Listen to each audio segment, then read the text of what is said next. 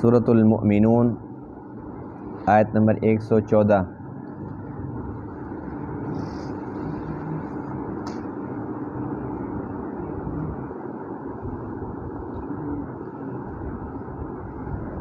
اعوذ باللہ من الشیطان الرجیم،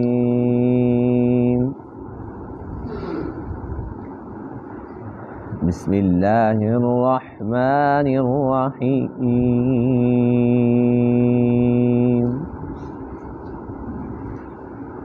افحسبتم انما خلقناکم عبثا وانکم الینا لا ترجعون،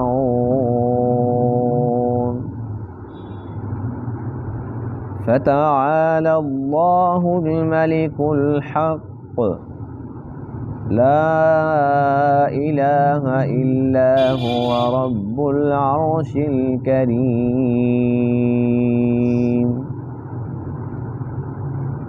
ومن يدع مع الله إلها آخر لا برهان له به فإنما حسابه عند ربه إنه لا يفلح الكافرون، وقل رب اغفر وارحم وأنت خير الراحمين۔ صدق اللہ العظیم۔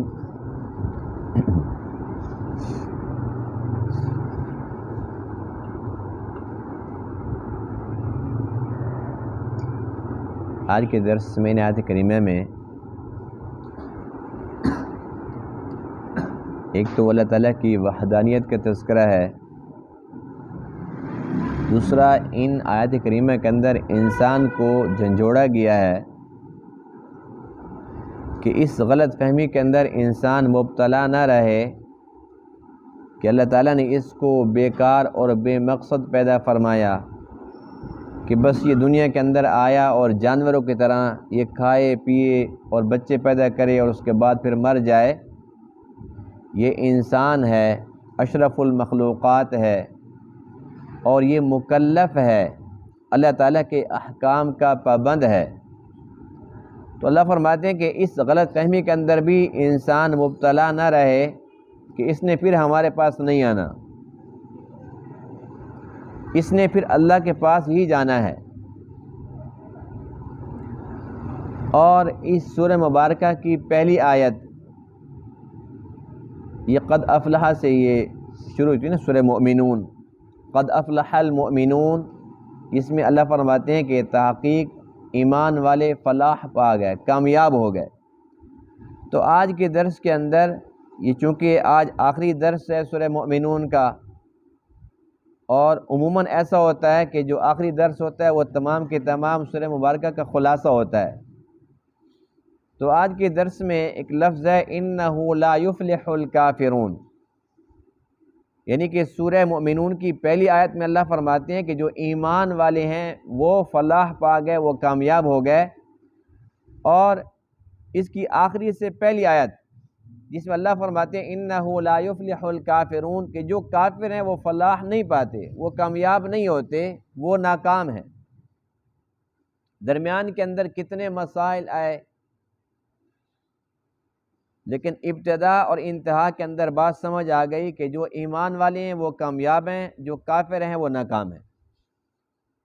پھر جو ایمان والے ہیں انہیں بھی چاہیے کہ ایمان پر ہوتے ہوئے وہ نیک اعمال بھی کرتے رہیں اور اللہ تعالیٰ سے مغفرت بھی طلب کرتے رہیں، اور اس رحیم کریم رب سے اس کی رحمت بھی طلب کرتے رہیں، اس لیے کہ ہیں تو پھر بھی محتاج۔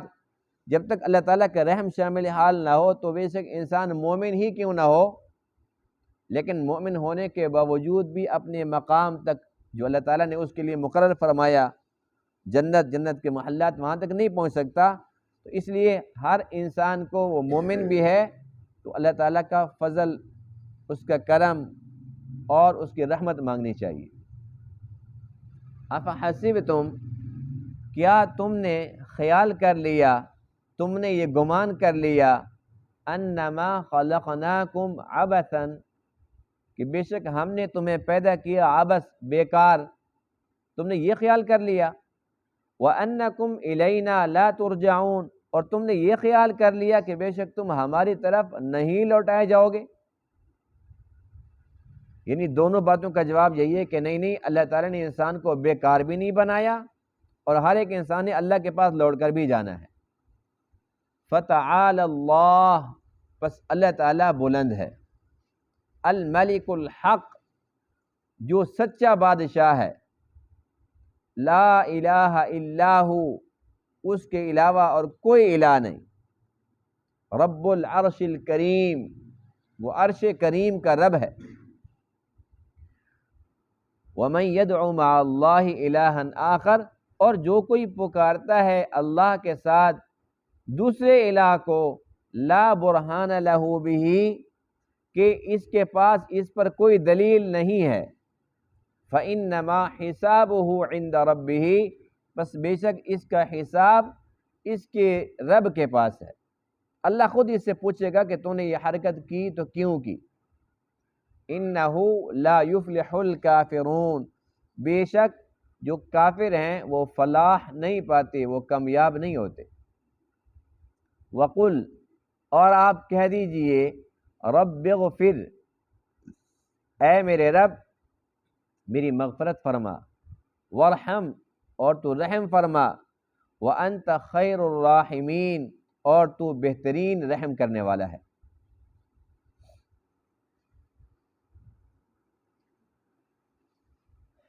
ان آیات کی شان کے بارے میں ایک حدیث پاک میں ہے کہ حضرت عبداللہ بن مسعود رضی اللہ تعالی عنہ، جو کہ مفسر قرآن بھی تھے اور بڑے محدث درجے کے صحابی تھے، ان کے پاس ایک شخص کو لایا گیا جس کے اوپر جنات کا دورہ پڑا ہوا تھا۔ عبداللہ بن مسعود رضی اللہ تعالی عنہ نے اسی حالت کے اندر جب اس کو دورہ پڑا ہوا تھا، اس کے کان کے اندر یہی آیات تلاوت کی، افحسبتم سے وانت خیر الراحمین تک، یعنی کہ یہی جو آج کے درس میں ہے، یہ ساری کے ساری آیات، یہ کل 4 آیتیں ہیں، یہ تلاوت کی، وہ بندہ بالکل ٹھیک ہو گیا۔ تو حضور علیہ السلام نے پوچھا عبداللہ بن مسعود اس کے کان میں کیا پڑا؟ عبداللہ بن مسعود رضی اللہ تعالیٰ عنہ نے ان آیات کے بارے میں عرض کی، اے اللہ کے رسول، میں نے اس کے کان میں یہ آیات تلاوت کی ہیں۔ تو حضور علیہ السلام نے ارشاد فرمایا کہ تمہارے اس کے کان کے اندر ان آیات کو پڑھنے سے وہ جو جنات تھے وہ جل گئے۔ اور اس موقع پر ایک بہت ہی عجیب ان آیات کی شان میں آقا علیہ السلام نے ارشاد فرمایا، وہ بہت ہی عجیب ہے۔ اسی موقع پر آپ علیہ السلام نے ارشاد فرمایا کہ جو شخص ایمان کے ساتھ اور یقین کے ساتھ، یہ دونوں لفظ حدیث پاک کے ہیں، ایمان کے ساتھ اور یقین کے ساتھ ان آیات کو کسی پہاڑ پر پڑھے تو فرمایا کہ پہاڑ بھی اپنی جگہ سے ہل جائے۔ یہ حدیث ہے۔ اب بات یہ ہے کہ ہم جا کر پڑھنا شروع کر دیں اور پڑھتے نا سارے زندگی، پہاڑوں پہ اثر ہی نہیں ہوتا۔ اللہ کے نبی کی بات سچی ہے کہ جھوٹی ہے؟ اس کا مطلب یہ ہو کہ ہمارے اندر خامی ہے۔ جو ایمان کا درجہ، جو یقین کا درجہ آقا علیہ السلام نے ارشاد فرمایا، اگر وہ نصیب ہو جائے تو یہ ممکن ہی نہیں ہے کہ پہاڑ اپنی جگہ پر ٹھہر سکے۔ یہ اللہ کے نبی کی بات ہے جو حق سچ ہے۔ اس لیے 2 لفظ حدیث پاک میں ہے کہ جو ایمان کے ساتھ اور یقین کے ساتھ ان آیات کو کسی پہاڑ پر بھی پڑھے تو وہ اپنی جگہ سے ہل جائے۔ تو اس کا مطلب یہ ہوا کہ بہت بڑے سے بڑے مسئلے کو اگر حل کرنے کے لیے ان آیات کو وہ پڑھتا ہے، بے شک جنات کا مسئلہ ہے، جادو کا مسئلہ ہے، کسی بیماری کا ہے، نظر بد کا ہے، جب پہاڑ برداشت نہیں کر سکتا کتنا مضبوط کتنا بلند ہوتا ہے، تو پھر یہ جنات منات و نظر بد ان کی حیثیت کیا ہے؟ اس لیے جب یہ حدیث پاک آج ہم نے پڑھ اور سن لی ہے تو ہمیں چاہیے کہ ان 4 آیتوں کو ہم یاد کر لیں اور صبح و شام ہم ان کی تلاوت کرتے رہیں، تاکہ جنات سے بھی محفوظ رہیں اور جادو سے بھی محفوظ رہیں اور نظر بد سے بھی محفوظ رہیں اور ہر قسم کے شیطان کے شر سے محفوظ رہیں۔ تو اس لیے چھوٹی سی آیتیں ہیں کہ بہت لمبی چوڑی نہیں ہیں، لیکن ان کے فضائل بہت زیادہ ہیں۔ اور اکثر ایسا ہوتا ہے کہ جہاں پر جنات کا غلبہ ہو، جہاں پر جنات ہوں، اگر ان کو پڑھا جائے تو یہ حدیث پاک میں بھی ہے اور ہمارا تجربہ ہے کہ جب ان کو ہم پڑھتے ہیں تو جنات کی چیخیں نکل جاتی ہیں، جنات ان آیات سے گھبراتے ہیں، ڈرتے ہیں۔ وجہ کیا ہے؟ وجہ یہ ہے کہ دیکھو اس میں ایک تو اللہ کا یہ حکم جس میں انسان کو جھنجھوڑا گیا کہ کیا تم نے یہ گمان کر لیا کہ ہم نے تمہیں ایسے بیکار، ایسے فضول، ایسے باطل پیدا کر دیا اور ہماری طرف لوٹ کر نہیں آنا؟ تو ظاہر سی بات ہے جیسے انسان مکلف ہے تو جنات بھی تو مکلف ہیں، تو جنات بھی ڈر جاتے ہیں کہ ہاں اللہ نے ہمیں کون سا ایسا کوئی بیکار بنایا ہے، کیا ہم نے اللہ کے پاس نہیں جانا؟ تو انہیں یہ خوف اور آخرت کی یاد دہانی، اپنی موت، اللہ کے سامنے حاضر ہونا، یہ ساری کی ساری چیزیں یاد آ جاتی ہیں تو وہ ڈر جاتے ہیں۔ تو وہ کسی کے ساتھ اگر ظلم زیادتی کر رہے ہوتے ہیں تو انہیں اپنی پڑ جاتی ہے کہ ہم جو حرکتیں کر رہے ہیں ہمارے ساتھ کیا ہوگا۔ دوسرا یہ کہ ان آیات کریمہ کے اندر اللہ تعالیٰ کی عظمت، اس کی شان اور اس کے ساتھ ساتھ اس کی توحید اور پھر شرک کی مذمت، اور یہ وہ باتیں ہیں جو بہت شان والی ہیں، بہت عظمت والی ہیں۔ جیسے انسان پر اس کا اثر ہوتا ہے تو جنات پر بھی اس کا اثر ہوتا ہے۔ دیکھو نا کتنے پیارے پیارے الفاظ ہیں، فتعال اللہ، اللہ بلند ہے، الملک بادشاہ ہے، الحق سچا بادشاہ ہے، لا الہ الا ہو، اس کے علاوہ کوئی الہ نہیں، رب العرش الکریم، وہ عزت والے عرش کا رب ہے، شان والے عرش کا رب ہے۔ تو اللہ تعالیٰ کی کتنی پیاری تعریف ہے، کیسے پیارے پیارے الفاظ ہیں۔ تو اس کا اثر بھی جنات کے اوپر پڑتا ہے۔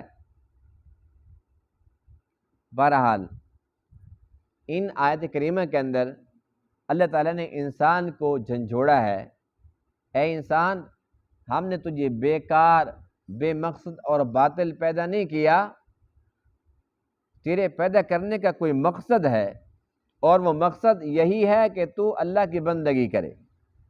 اللہ تعالیٰ کی تمام مخلوقات تیری خدمت کے لیے ہیں، یہ شمس و قمر، زمین آسمان، یہ اللہ تعالیٰ کی ہر نعمت تیرے لیے ہے، اور فرمایا کہ تو صرف میرے لیے ہے۔ تو نے اپنی پیشانی صرف اور صرف اللہ کے سامنے جھکانی ہے، غیر کے سامنے نہیں جھکانی۔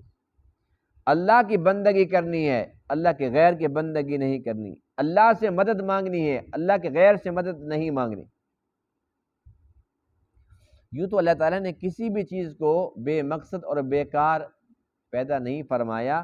بے شک کچھ چیزیں ایسی ہیں جن کے اندر ہمیں محسوس ہوتا ہے کہ یہ بیکار ہیں، لیکن یہ ہماری کم علمی ہے، ورنہ حقیقت تو یہی ہے کہ اللہ تعالیٰ نے کوئی بھی چیز بیکار، بے مقصد پیدا نہیں کی۔ اب ہم کہتے ہیں جی دیکھو جی یہ چھپکلیاں، ان کا کیا کام ہے؟ لیکن چھپکلیاں بہت بڑے بڑے کام کرتی ہیں۔ ایک تو حشرات الارض، یہ چھوٹی چھوٹی جو ہے نا یہ کیڑے مکوڑے ہمارے گھروں کے اندر جمع ہو جاتے ہیں، اگر یہ نہ ہوتی تو پتہ نہیں وہ کتنے ہو جاتے۔ تو یہ جس طریقے سے پکڑ لیتی ہیں ان کو انسان خود نہیں پکڑ سکتا، اور یہ ان کو پکڑ کے ان کو اچک لیتی ہیں، اور زہریلی چیزیں ہوتی ہیں۔ اب ایک مچھر ہی ہے، مکھی ہے، بھیڑ ہے، ایسی چھوٹی چھوٹی چیزیں ہوتی ہیں جو انسان کو نقصان پہنچا سکتی ہیں، یہ ان تمام کی دشمن ہے چھپکلی۔ اور اس کے علاوہ بھی گھر کے اندر جتنے زہریلے مادے ہوتے ہیں، اللہ نے اس میں یہ خاصیت رکھی ہے کہ یہ اپنے اندر جذب کرتی رہتی ہے، تو وہ زہریلے مادے انسان پر نہیں پڑتے، انسان ان سے محفوظ رہتا ہے۔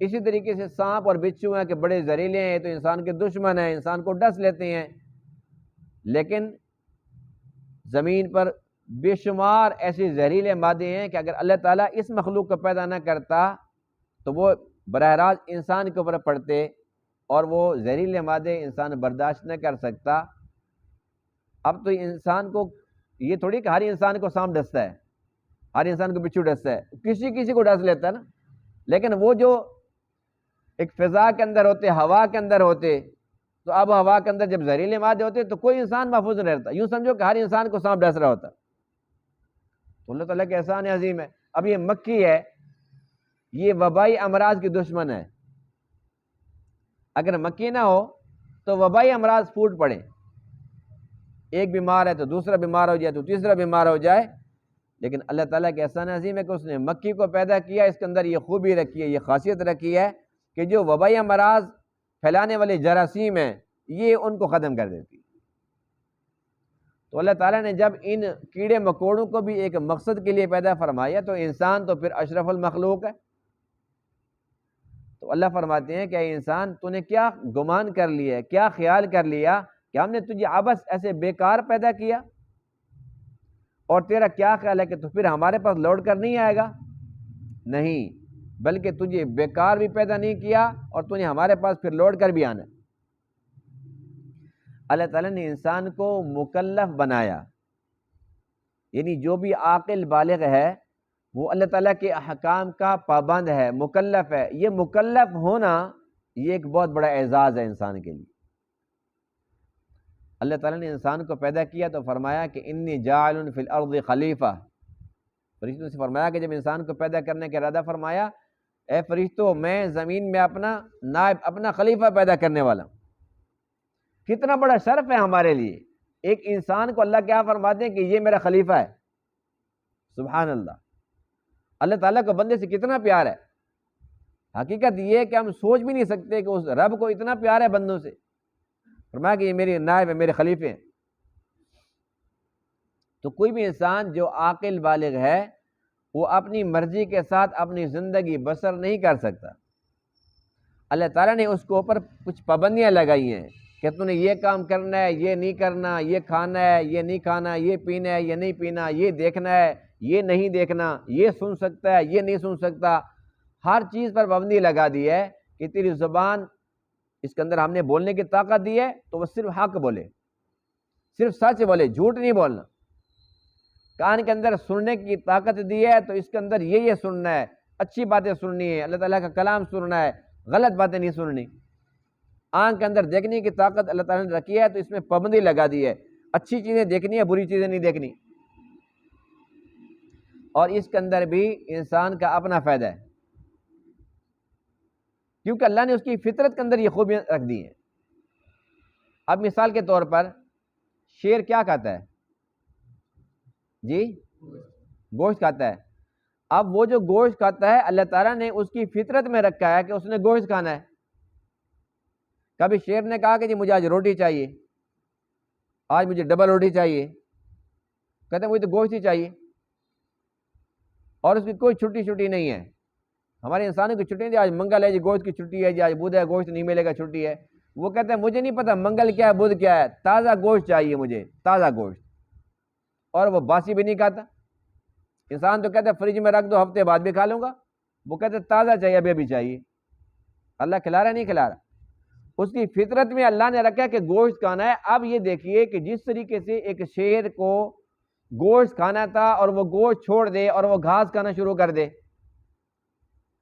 جب وہ گھاس کھانا شروع کر دے گا نا اس کی فطرت تبدیل ہو جائے گی، اس کے اندر جو شیر والی صفات ہیں وہ ختم ہو جائیں گی۔ جب وہ بکری کی خوراک آئے گا نا وہ بکری بن جائے گا، بے شک شکل اس کی شیر والی ہوگی۔ اسی طریقے سے گائے اور بھینس وہ گھاس اور چارہ کھاتی ہیں، اگر ان کو ہم گوشت کھلانا شروع کر دیں، گائے کو بھینس کو بھی تم نے گوشت کھانا ہے، تو ان کی فطرت کے خلاف ہے، موافق ہے؟ جی خلاف ہے نا۔ پھر کیا ہوگا کہ جب ہم ان کو گوشت کا عادی بنا دیں گے، گوشت کھلانا شروع کر دیں گے، ان کی فطرت کے خلاف ہے، پھر وہ ہوں گی تو گائے بھینسیں لیکن وہ وحشی بن جائیں گی۔ وہ کہیں گی بکری کا گوشت تو تب بھی ٹھیک ہے اور انسان کا مل جائے تب بھی ٹھیک ہے، جو چیز سامنے آئے گی میں تو گوشت ہی کھانا ہے۔ تو اللہ نے جو ایک فطرت کے موافق چیز بنائی ہے، جو اس کو حکم دیا، اس میں اس کے لیے خیر ہے۔ اسی طریقے سے جو انسان ہے اشرف المخلوق ہے، اللہ تعالیٰ نے اس کی فطرت میں جو چیز رکھی ہے، اگر فطرت کے مطابق یہ زندگی بسر کرتا ہے تو اس کے لیے خیر ہے۔ اب اللہ نے اس کو حکم دیا کہ تو نے نمازیں پڑھنی ہے، نماز پڑھے گا تو خیر ہے۔ اب اگر یہ نماز چھوڑے گا اس کے لیے خیر نہیں ہے۔ اللہ نے پابندی لگا دی ہے کہ تو نے حلال کھانا ہے، حرام نہیں کھانا۔ اگر حلال کھائے گا تو خیر، اگر حرام کھائے گا تو خیر نہیں ہے۔ ظاہر سی بات ہے کہ ایک جانور بھی جو چیز کھاتا ہے اس کے اثرات اس کے اوپر مرتب ہوتے ہیں۔ انسان بھی جو چیز کھائے گا، حلال کھائے گا تو حلال کے اثرات پڑیں گے، حرام کھائے گا تو حرام کے اثرات پڑیں گے۔ اب اللہ تعالیٰ نے پابندی لگا دی ہے کہ تو نے بکری کھانی ہے اور تو نے کتا نہیں کھانا۔ کیوں؟ بکری کے اندر جو ہے وہ مسکنت عاجزی ہے، اور جو کتا ہے اس کے اندر لالچ ہے۔ اب انسان اگر کتا کھائے گا تو پھر کتے والی عادتیں آ جائیں گی نا۔ اب جو لوگ خنزیر کھاتے ہیں، خنزیر ایک بغیرت جانور ہے، تو یہ جو انگریز لوگ کھاتے ہیں اب یہ اس سے بھی بڑے بغیرت بنے ہوئے ہیں، کیونکہ ان کے اندر تو عقل نہیں ہے نا، وہ تو خنزیر جانور ہے، لیکن یہ انسان ہونے کے باوجود یہ خنزیر سے بدتر ہیں۔ انہیں بھی پتہ نہیں ہے کہ یہ میری ماں ہے، بہن ہے، بیٹی ہے، کوئی رشتوں کا پاس نہیں ہے، کچھ بھی پتہ نہیں ہے، بس وہ خنزیر والی حرکتیں شروع ہیں۔ تو اللہ تعالیٰ کے احسان عظیم ہے نا مسلمانوں پر، اللہ نے پابندی لگا دی ہے خنزیر نہیں کھانا، ورنہ خنزیر کی عادت آ جائیں گی۔ گدھا نہیں کھانا کہ وہ بے وقوف جانور ہے، تم بے وقوف بن جاؤ گے۔ کتا نہیں کھانا کہ وہ لالچی جانور ہے، تم لالچی بن جاؤ گے۔ تم نے گائے کھانی ہے، تم نے بھینس کھانی ہے، کیونکہ یہ جو جانور ہیں یہ شریف ہیں، ان کے اندر شرافت کا مادہ ہے۔ اب 100 اونٹ ہیں اکٹھے پھر رہے ہیں، پوری لائن 100 اونٹوں کی، اور ایک انسان کا بچہ اس کو لے کر ایک رسی پکڑ کے آگے پھر رہا ہے، مار پکڑ کے جا رہا ہے، اور سارے آرام سے جا رہے ہیں۔ یہ ان کی شرافت نہیں ہے تو اور کیا ہے؟ ورنہ اگر ایک اونٹ آ جائے نا تو 100 بندوں پہ بھاری ہے۔ عام طور پہ قربانی کے دنوں کے اندر نا کئی ڈرامہ بازی ایسی دیکھی جاتی ہیں، کوئی بڑے بڑے لوگ آتے ہیں جی ہم اس کو گرا دیں گے، اس کو سارے آگے کے بھاگ رہے ہوتے ہیں۔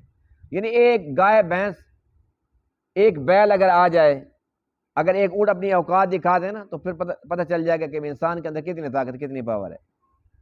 تو اللہ تعالیٰ کے احسان عظیم ہے کہ ان جانوروں کے اندر شرافت کا مادہ پایا جاتا ہے، یہ جانور شریف ہیں، تو اللہ فرماتے ہیں کہ تمہارے لیے حلال ہیں کہ ان کے اندر شرافت ہے، تمہارے اندر بھی شرافت آئے گی۔ تو اللہ تعالیٰ نے ہمیں مکلف بنایا۔ مکلف ہونا یہ سزا نہیں ہے، یہ اعزاز ہے، یہ اس کا فضل ہے۔ مکلف کیوں بنایا؟ کہ ہمارے اندر عقل ہے، اور جانوروں کو مکلف کیوں بنایا؟ اس کے اندر عقل نہیں ہے۔ تو اللہ فرماتے ہیں کہ پھر اس عقل کو استعمال کرو، اور یاد رکھو کہ ہم نے تمہیں عبث اور بیکار پیدا نہیں کیا، اور یاد رکھو کہ ہمارے پاس تم نے آنا ہے اور ضرور آنا ہے، اور ہمارے پاس جب تم آؤ گے تو یہ بھی ساتھ ساتھ بتا دیا کامیاب کون ہے؟ قد افلح المؤمنون، جو ایمان والے ہیں، اور ناکام کون ہے؟ انہ لا یفلح الکافرون، جو کافر ہے وہ ناکام ہے۔ اور فرمایا کہ جو انسان اللہ کے علاوہ کسی اور کو پکارتا ہے، یعنی کہ وہ شرک کرتا ہے، فرمایا کہ اس پر اس کے پاس کوئی دلیل نہیں ہے۔ آج تک کسی مشرک نے اس پر کوئی دلیل پیش نہیں کی، اور نہ وہ کر سکتا ہے، سوائے اس کے کہ ہر دور کے مشرک نے ایک ہی دلیل اپنائی، اور وہ یہ تھی کہ ہم نے اپنے آباء و اجداد کو ایسے کرتے دیکھا۔ مشرکین مکہ بھی یہی کہتے تھے، اور اب بھی جتنے لوگ مشرک ہیں جو کافر ہیں وہ کفر پر کیوں ہیں؟ کہ ان کے ماں باپ کافر تھے۔ مشرک کیوں ہیں؟ کہتے جی ہمارے باپ بھی ایسا تھا، ہمارے دادا بھی ایسا تھا، ہم تو شروع سے یوں چلے آ رہے ہیں۔ اب ان کی تربیت غلط ہو جاتی ہے نا۔ حالانکہ حدیث پاک میں کہ جب کوئی بھی انسان پیدا ہوتا ہے، جو بچہ ہوتا ہے وہ فطرت پر ہوتا ہے، اسلام پر ہوتا ہے، اس کے ماں باپ اس کو یہودی یا عیسائی کر دیتے ہیں۔ اگر وہ یہودی ہوتے ہیں تو ان کو بھی یہودی کر دیتے ہیں، عیسائی ہوتے ہیں تو بچوں کو عیسائی کر دیتے ہیں، ہندو ہوتے ہیں تو بچوں کو ہندو کر دیتے ہیں۔ یعنی کہ جب بچہ پیدا ہوتا تو معصوم تھا نا، لیکن وہ مشرکوں کے ہاتھے چڑھ گیا۔ اب ہمارا مسلمانوں کا بچہ ہوتا ہے، ہم کہتے ہیں اللہ کدھر ہے؟ وہ کہتے ہیں اوپر ہے۔ ہمیں کون کھلاتا ہے؟ وہ کہتے ہیں اللہ کھلاتا ہے۔ ہمیں کون پلاتا ہے؟ وہ کہتے ہیں اللہ پلاتا ہے۔ یہ بچوں کی تربیت ہم کہتے ہیں مسلمان ہیں۔ اب وہ جو کافروں کے بچے ہیں، مشرکوں کے بچے ہیں، اب وہ جب جاتے ہیں مندر میں جا کے گھنٹہ بجاتے ہیں، بچے دیکھتے ہیں ابھی اس کے اندر بھی کوئی نہ کوئی راز ہے، ہم بھی بڑے ہو کے ایسے کو بجائیں گے۔ پھر مورتیوں کے سامنے جا کر پھر وہ ہاتھ باندھ کے کھڑے ہو جاتے ہیں، وہ بچے دیکھتے ہیں بھی میری ماں نے بھی ایسے ہاتھ باندھے تھے، ابو نے بھی میرے ایسے ہاتھ باندھے تھے، میں نے بھی ابھی سے ہاتھ باندھنے، بڑے ہو کے بھی یہی کام کرنا ہے۔ وہ تربیت پہلے سے غلط ہو گئی۔ اب ہم کہتے ہیں ہر کام اللہ کرتا ہے، وہ کہتے ہیں ہمارا بھگوان کرتا ہے۔ تو بات یہ ہے کہ یہ انسان کو جو نا ماحول وہ بناتا ہے یا بگاڑتا ہے۔ تو یہ جو مشرک ہیں، اللہ فرماتے ہیں کہ اس شرک پر لا برہان لہ بہ، ان کے پاس کوئی بھی دلیل نہیں ہے، ایک ہی دلیل ہے کہ بس ہم نے بڑوں کو یوں کرتے دیکھا ہے۔ حالانکہ اللہ فرماتے ہیں اولو کان آباؤہم لا یعقلون شیئا ولا یہتدون، ان سے پوچھو کہ کیا اگرچہ ان کے آباء و اجداد بے عقل ہی کیوں نہ ہوں اور وہ خود ہدایت پر نہ ہوں، خود کفر پر ہوں، پھر بھی یہ انہی کی پیروی کریں گے۔ اس لیے فرمایا کہ ان کا جو حساب ہے عند ربہ، ان کے رب کے پاس ہے۔